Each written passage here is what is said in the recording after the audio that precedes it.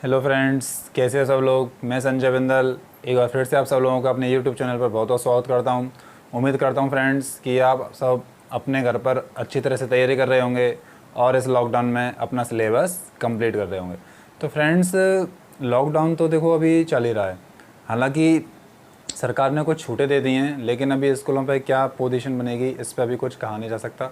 तो फ़िलहाल आप अभी ऑनलाइन क्लासेस अपनी रेगुलर रखिए और अपना स्टडी जारी रखिए। तो फ्रेंड्स, हम बात कर रहे थे 12th क्लास के केमिस्ट्री के चैप्टर नंबर 9 के बारे में, जिसका नाम था कोऑर्डिनेशन कंपाउंड। तो फ्रेंड्स, उसमें मैं आपको कई सारी बातें बता चुका था। हमने उसमें 3-4 वीडियो बना लिए हैं। जिन बच्चों ने मेरे पुराने वीडियोस नहीं देखें या जो न्यू सब्सक्राइबर हैं, तो वो आई बटन पर जा कर के पुराने वीडियोस देख सकते हैं और अपना सिलेबस कैरी ऑन कर सकते हैं।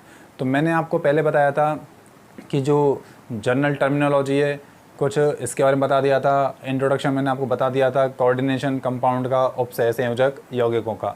उसके बाद फ्रेंड्स, मैं आपको बता रहा था लेगेंडों के बारे में। मैंने आपको बताया था कि लेगेंड क्या है, कि ऐसी डोनर स्पीसीज़ जो क्या करती है, धातु परमाणु को lawn pair of electron donate करने का काम करती है, यानी कि इलेक्ट्रॉन देने का काम करती है। वो आपकी क्या कहलाती है? लेगेंड कहलाती है। फिर उसके आधार पर मैंने आपको बताया था कि लेगेंड 2 टाइप के होते हैं, आवेश के आधार पर और दाता परमाणु की संख्या के आधार पर। ठीक है, जिसमें हम धनात्मक लेगेंड, ऋणात्मक लेगेंड, उदासीन लेगेंड पढ़ चुके थे। उसके बाद मैंने आपको बताया था कि एक दंतुक लेगेंड क्या होते हैं, द्विदंतुक लेगेंड क्या होते हैं, बहुदंतुक लेगेंड क्या होते हैं और एम्फीडेंटेड लेगेंड क्या होते हैं। तो फ्रेंड्स, ये सारी बातें हम कर चुके थे और उम्मीद करता हूँ कि फ्रेंड्स आपको समझ में भी आई होंगी सारी बातें। और मैं फिर से कह रहा हूँ कि जिन बच्चों को दिक्कत है, जिन्होंने मेरे पुराने वीडियोस नहीं देखे हैं, तो वो आई बटन पर जाकर के वीडियोस देख सकते हैं और अपना सिलेबस।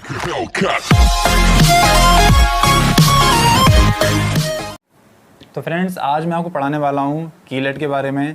कीलेट क्या होता है वो आपको अभी थोड़ी देर में क्लियर हो जाएगा। देखिए, हम इसे इंग्लिश में बोलते हैं कीलेट, कुछ इसको चीलेट भी बोलते हैं, लेकिन इसको चीलेट नहीं कहकर अपन से क्या बोलते हैं, कीलेट ही कहते हैं। ठीक है, क्या होता है कि जो कीलेट है, इसको बनाने के लिए हमें सबसे पहले आना चाहिए क्या? लिगेंड, जो मैं आपको पढ़ा चुका हूँ कि लिगेंड क्या होता है। अब मैंने आपको पढ़ाया था कि जो द्विदंतुक लिगेंड हैं या जो बहुदंतुक लिगेंड हैं, वो क्या करते हैं, धातु परमाणु के साथ मिल करके एक से अधिक उपसहसंयोजक बंधों का निर्माण करते हैं, जिससे क्या होती है, एक वलयनुमा संरचना प्राप्त होती है। इस वलयनुमा संरचना को अपन क्या कहते हैं? कीलेट। और जिन लिगेंडों के कारण ये संरचना बनती है, उन्हें अपन क्या कहते हैं? कीलेटकारी लिगेंड कहते हैं। और ये पूरा की पूरा प्रोसेस क्या कहलाता है? आपका कीलेटीकरण, कीलेटिलाइजेशन कहलाता है। देखिए, मैं थोड़ा सा डेफिनेशन लिख देता हूँ। What is the meaning of chelate? कि द्विदंतुक या बहुदंतुक लिगेंड धातु परमाणु के साथ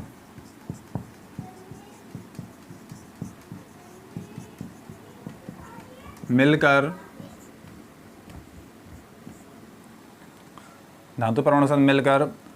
उपसहसंयोजक बंध बनाकर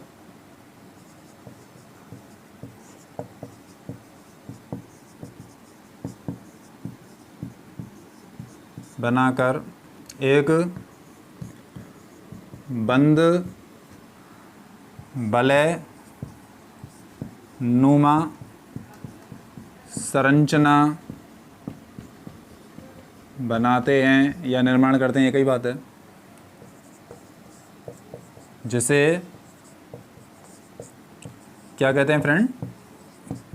कीलेट वलय कहते हैं। तथा यह परिघटना कीलेटीकरण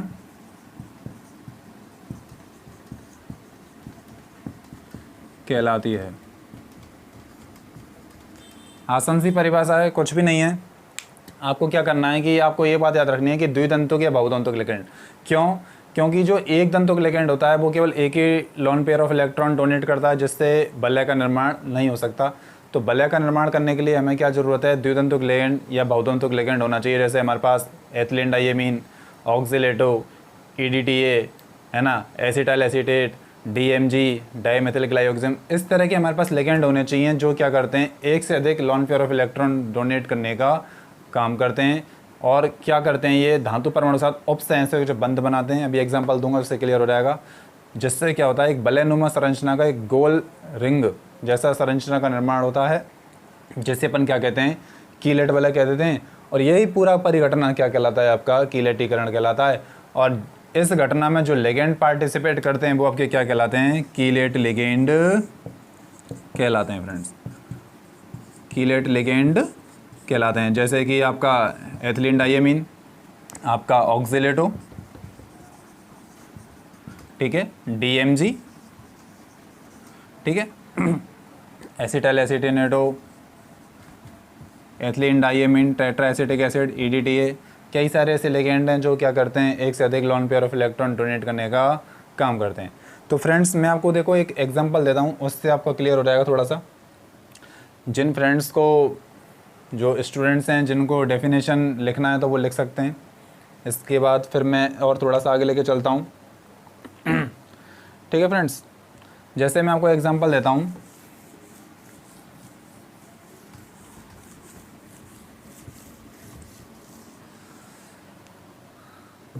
देखो सपोज करो कि मेरे पास एक दंतुक लिगेंड है।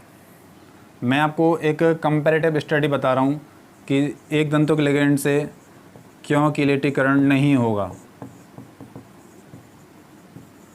सपोज करो हमारे पास ये मेटल है, इसको लोन पेयर डोनेट कर रहा है आपका अमोनिया,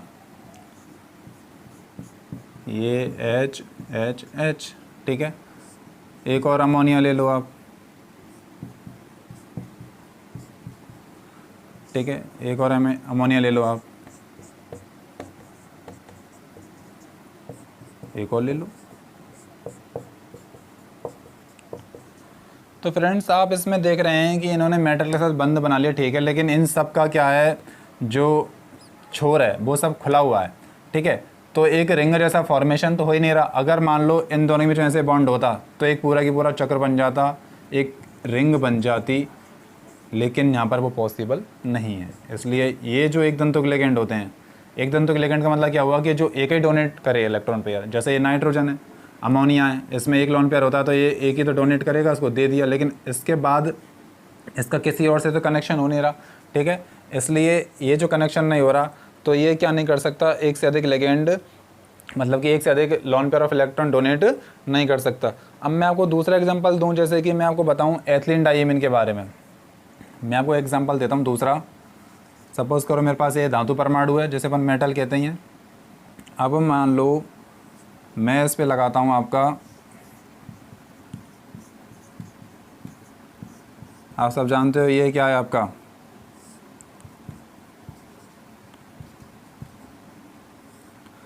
ये आपका क्या है, एथिलीन डाइएमीन है। क्योंकि यहाँ पर क्या है, दो नाइट्रोजन परमाणु इलेक्ट्रॉन पेयर डोनेट करने वाले हैं। यहाँ पर क्या करते हैं, दो नाइट्रोजन परमाणु इलेक्ट्रॉन पेयर डोनेट करते हैं। सेम एक और बना देते हैं,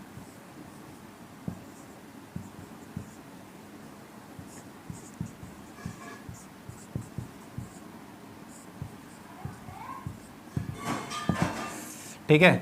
तो आपने देखा कि ये मेटल परमाणु है, इसके साथ में एक वलय पूरी की पूरी फॉर्म हो रही है, ये वलय बन रही है, क्या बन रही है, ये वलय बन रही है, ऐसे ये कि वलय बनी है। तो ये दोनों क्या बना रही हैं फ्रेंड्स, रिंग लाइक स्ट्रक्चर बना रही हैं, ठीक है। इसलिए इनका जो स्थायित्व है इसकी तुलना में ज़्यादा होता है, ठीक है। तो धातु परमाणु के साथ लिगेंडों द्वारा बनाई हुई संरचनाएं आपके क्या कहलाती है, कीलेट कहलाती है, ठीक है।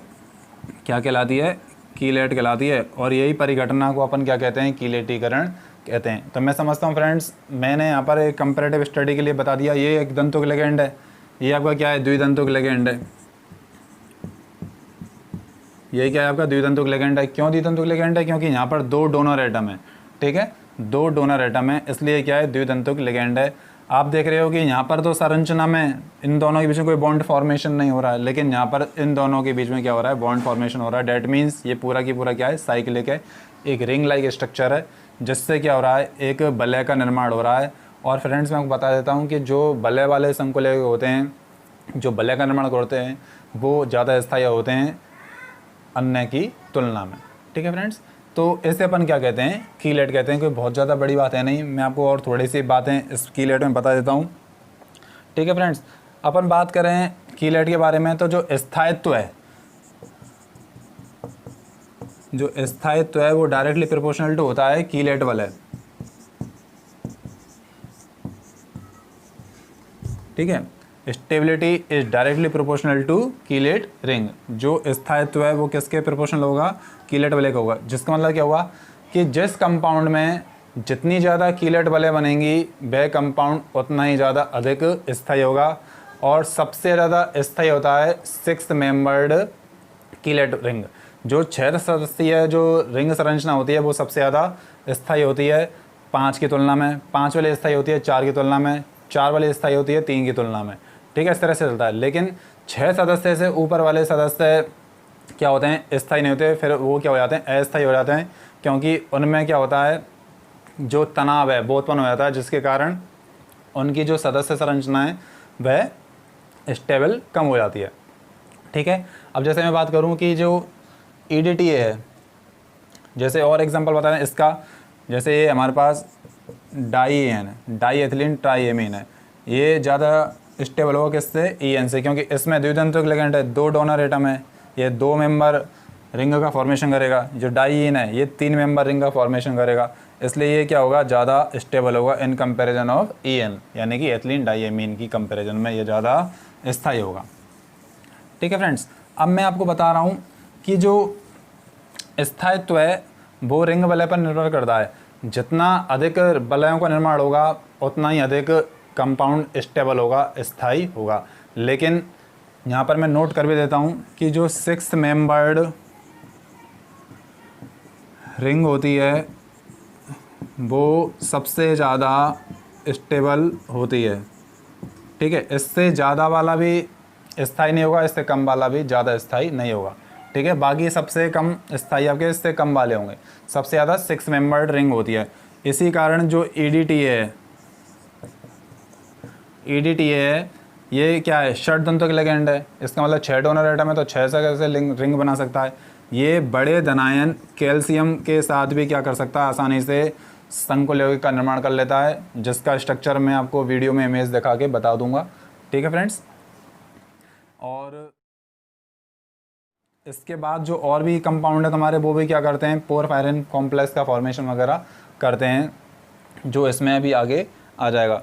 ठीक है फ्रेंड्स, तो यहाँ पर जो बात समझने वाली है वो क्या है कि जो रिंग हैं ज़्यादा बढ़ेंगी तो कंपाउंड को भी क्या होगी, ज़्यादा स्टेबिलिटी मिलेगी। लेकिन 6 से अधिक रिंग वाले सदस्य स्थायी नहीं होते, क्योंकि उनके बीच में क्या आ जाता है, तनाव उत्पन्न हो जाता है, जिसके कारण वो क्या हो जाते हैं, कम स्टेबल हो जाते हैं। ठीक है, हाईली स्टेबल कौन होगा, 6 मेंबर्ड 6 सदस्यीय वलय सबसे ज़्यादा स्थायी होती है।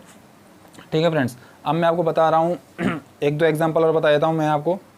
जैसे कॉपर का है और आयरन का है। जैसे मैं आपको एक एग्जांपल और बता देता हूँ, जैसे ये आयरन है, चलो ऐसे ले लो इससे। ठीक है, इसका मैं आपको सदस्य बता देता हूँ। हम जानते हैं कि जो Fe है ये अष्टफल की आकृति में इस एथिलीन डाईएमीन के साथ मिलता है। ठीक है, कैसी आकृति में मिलता है, अष्टफल की आकृति में मिलता है। ठीक है, तो इसके पास क्या होता है, ये NH2 CH2 CH2 NH2। ठीक है फ्रेंड्स, एक ऐसे इसके पास यहाँ से भी होता है NH2 CH2 CH2 NH2। इसका कुछ इस तरह का स्ट्रक्चर बनाते हैं अपन।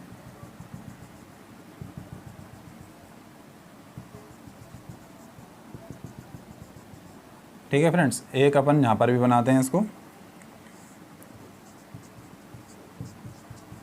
CH2 CH2 और ये आपका NH2।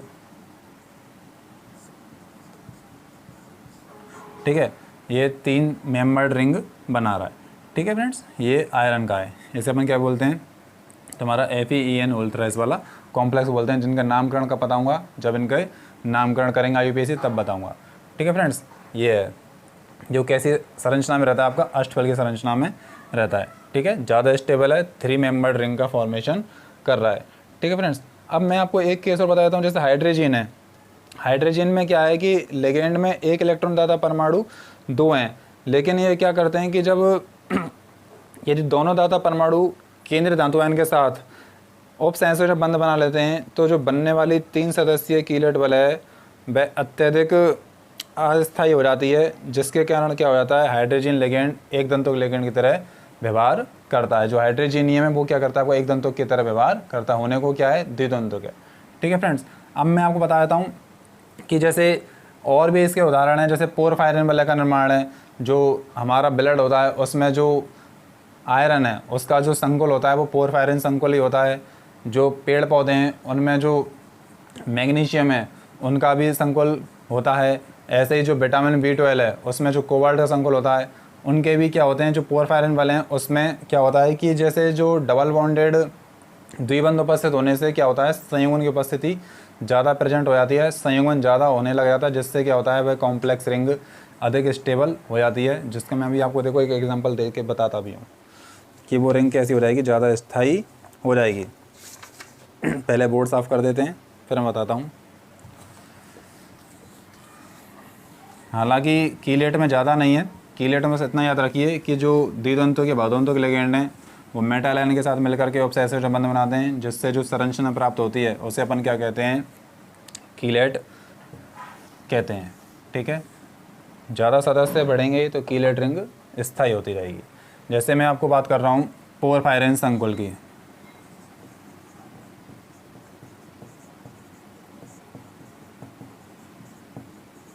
पोरफायरिन संकुल की देखिए, हमारे पास ये है एक मेटल।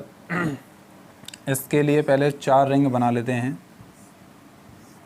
सब पे एन एन एन लगा देते हैं।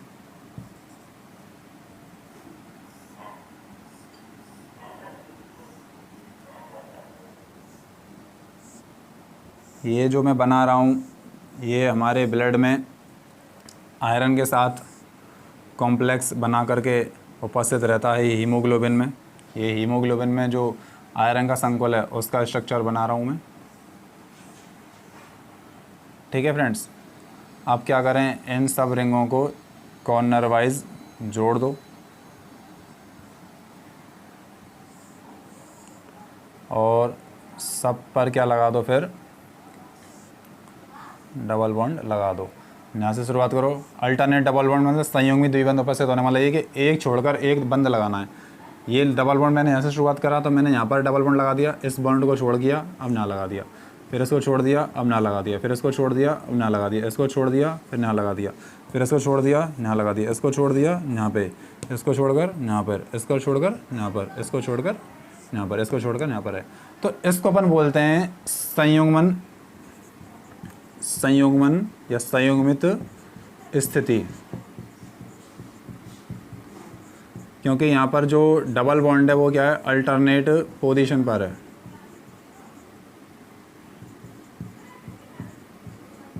ठीक है, डबल बॉन्ड क्या अल्टरनेट पोजीशन पर है, एक द्विबंध छोड़कर एक द्विबंध उपस्थित है, इसको अपन बोलते हैं संयुग्मित स्थिति।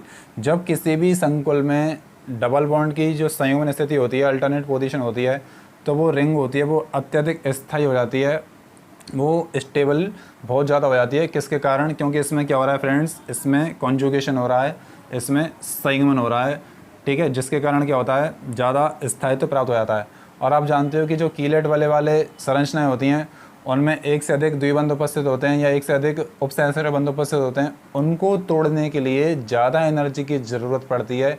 इसीलिए ये क्या होते हैं, अन्य कम्प्लेक्स की तुलना में ज़्यादा स्टेबल होते हैं, क्योंकि उनमें एक एक बंद बन रहे हैं, लेकिन यहाँ पर क्या बन रहे हैं, दो दो बंद बन रहे हैं। आप ऐसे समझ सकते हो कि अगर मेरे पास एक ही मैजिक बॉक्स की स्टिक हो, मतलब एक माचिस तीली हो, तो उसको तोड़ना थोड़ा ईजी है, लेकिन दो को तोड़ना थोड़ा मुश्किल है।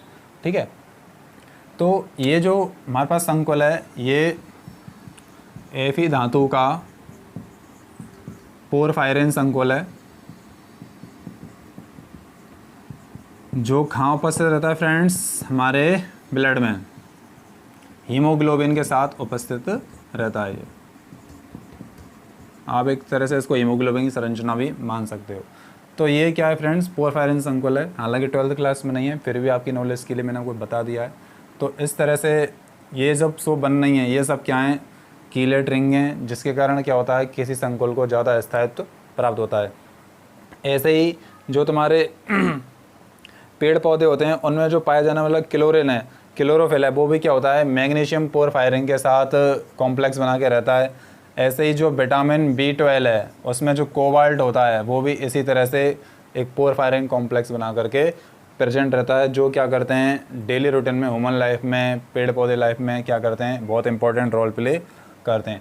तो उम्मीद करता हूँ फ्रेंड्स कि आज की वीडियो में आपने कीलेट के बारे में अच्छी तरह से जाना होगा, और मेरा पूरा विश्वास है इतने सरल तरीके से यूट्यूब पे आपको वीडियो मिलेंगी भी नहीं, ठीक है, ऐसा मेरा मानना है। अगर आपको मेरे वीडियो पसंद आ रहे हैं तो प्लीज़ मेरे वीडियोस को लाइक कीजिए, दोस्तों के साथ शेयर कीजिए और चैनल को सब्सक्राइब कीजिए। तो बहुत ज़्यादा समय ख़राब ना करते हुए मैं अब फिर जल्दी से जल्दी उपस्थित होऊंगा एक नया वीडियो लेके, जिसमें अपन पढ़ेंगे किसके बारे में, EAN के बारे में पढ़ेंगे। काफ़ी इंपॉर्टेंट टॉपिक है, इसको अपन काफ़ी आसानी से और सरल वे में पढ़ेंगे। तब तक आप अपने घर पर बने रहिए और अपनी स्टडी जारी रखिए, और प्लीज़ मेरे वीडियोस को लाइक करिए और अपने दोस्तों के साथ शेयर कीजिए, क्योंकि आपका जो एनर्जी मिलता है उससे हमें भी एनर्जी मिलता है। और आपके कमेंट्सों के लिए मैं फिर से एक बार बहुत बहुत थैंक यू कहना चाहूँगा। आप मेरे कमेंट बॉक्स में जा करके मेरे को कई सारे कमेंट करते हो, वीडियोज़ के लिए पसंद कर रहे हैं काफ़ी सारे बच्चे, उसके लिए बहुत बहुत धन्यवाद। फिर मिलते हैं जल्दी से एक नई वीडियो के साथ। धन्यवाद। जय हिंद।